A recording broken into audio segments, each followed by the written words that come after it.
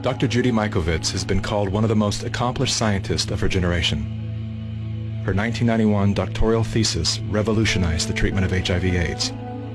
At the height of her career, Dr. Mikovits published a blockbuster article in the journal Science. The controversial article sent shockwaves through the scientific community as it revealed that the common use of animal and human fetal tissues were unleashing devastating plagues of chronic diseases. For exposing their deadly secrets, the minions of Big Pharma waged war on Dr. Mikovits, destroying her good name, career, and personal life. Now, as the fate of nations hang in the balance, Dr. Mikovits is naming names of those behind the plague of corruption that places all human life in danger. So you made a discovery that conflicted with the agreed-upon narrative. Correct. And for that, they did everything in their powers to destroy your life. Correct. You were arrested? Correct. And then you were put under a gag order. For 5 years, if I went on social media, if I said anything at all, they would find new evidence and put me back in jail. And it was one of the few times I cried, and it was because I knew there was no evidence the first time. And when you can unleash that kind of force to force someone into bankruptcy with a perfect credit score, and so that I couldn't bring my 97 witnesses, which included the heads, Tony Fauci, Ian Lipkin, the heads of the public health and HHS, who would have had to testify that we did absolutely nothing wrong. And so what did they charge you with? Nothing. But you were in jail. I was held in jail with no charges. I was called a fugitive from justice.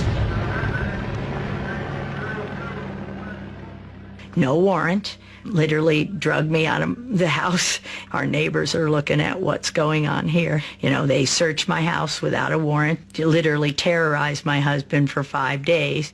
They said, if you don't find the notebooks, if you don't find the material, which was not in my possession but planted in my house. As if you took intellectual property from the laboratory. Is that correct? It was intended to appear as if I took confidential material, names, and intellectual property from the laboratory. And I could prove beyond a shadow of a doubt that I didn't. Heads of our entire HHS colluded and destroyed my reputation, and the Department of Justice and the FBI sat on it and kept that case under seal, which means you can't say there's a case or your lawyers are held in contempt of court. So you can't even get a lawyer to defend you. So every single due process right was taken away from me, and to this day remains the same. I have no constitutional freedoms or rights. Yet you sit here. I think a lot of people would probably have just taken the retirement out early, laid low, but you have decided to come forth when your gag order has been released to write a book called Plague of Corruption, Restoring Faith in the Promise of Science, and you are naming names. Absolutely. Apparently, their attempt to silence you has failed. And I have to ask, how do you sit here with confidence to call out these great forces and not fear for your life as you leave this building?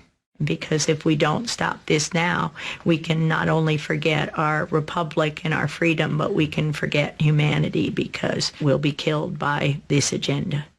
So Anthony Fauci. My name is Dr. Tony Fauci. I'm the director. The man who is heading the pandemic task force was involved in a cover-up. He directed the cover-up. And in fact, everybody else was paid off, and paid off big time. Millions of dollars in funding from Tony Fauci's organization, National Institute of Allergy and Infectious Disease. These investigators that committed the fraud continue to this day to be paid big time by the NIAID. And the whole world is listening to his advice for how to handle this current pandemic. How do we know that what he's saying is what we need to be learning?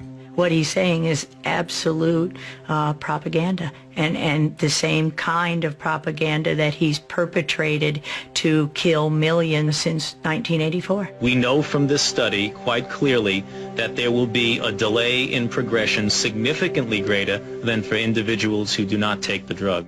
It started really when I was 25 years old.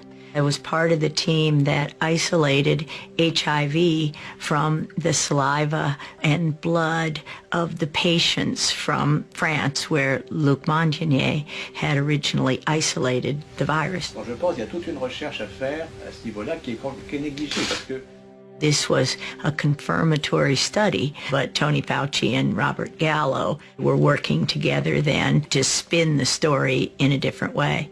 At that time, Dr. Rossetti was out of town, and Tony Fauci says, we understand that you have a paper in press, and we want a copy of it. And I said, yes, there's a paper in press, and it's confidential, and no, I will not give you a copy of it. He started screaming at me, then he said, give us the paper right now, or you'll be fired for insubordination. And I just said, I'm sure when Dr. Rossetti gets back, you can have the conversation. And so Frank comes back, several weeks later, and is really bullied into giving Fauci the paper. Fauci holds up the publication of the paper for several months, while Robert Gallo writes his own paper and takes all the credit, and of course patents are involved. This delay of the confirmation, literally led to spreading the virus around, killing millions. Perhaps no one expressed the anguish of AIDS better than New York writer Larry Kramer. But he was even more angry at the federal government and the pharmaceutical industry. One person who felt Kramer's fury was NIH Dr. Anthony Fauci. It's still been crushing to me to think that I didn't know my work in 1999 was something that had been avoided. From 83 and 82, when the virus was isolated, the virus didn't have to wait until 84 to be confirmed. Think of how many people, the entire continent of Africa, lost a generation as that virus was spread through because of the arrogance of a group of people, and it includes Robert Redfield, who's now the head of the CDC. Right along with Tony Fauci. They were working together to take credit and make money, and they had the patents on it and tailored them to IL-2 therapy, which was absolutely the wrong therapy. And had that not happened, millions wouldn't have died from HIV. How can a man who's giving, any person who's giving global advice for health own a patent in the solution in the vaccine? Isn't that a conflict of interest, or shouldn't it be? It is a conflict of interest. And in fact, this is one of the things that I've been saying and would like to say to President Trump: repeal the Bayh-Dole Act.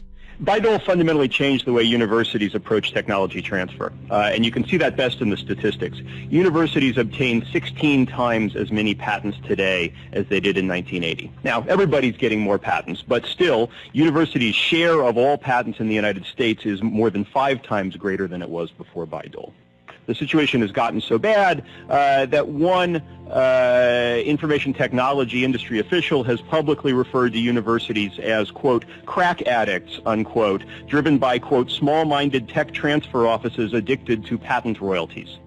That act gave government workers the right to patent their discoveries. So to claim intellectual property for discoveries that the taxpayer paid for.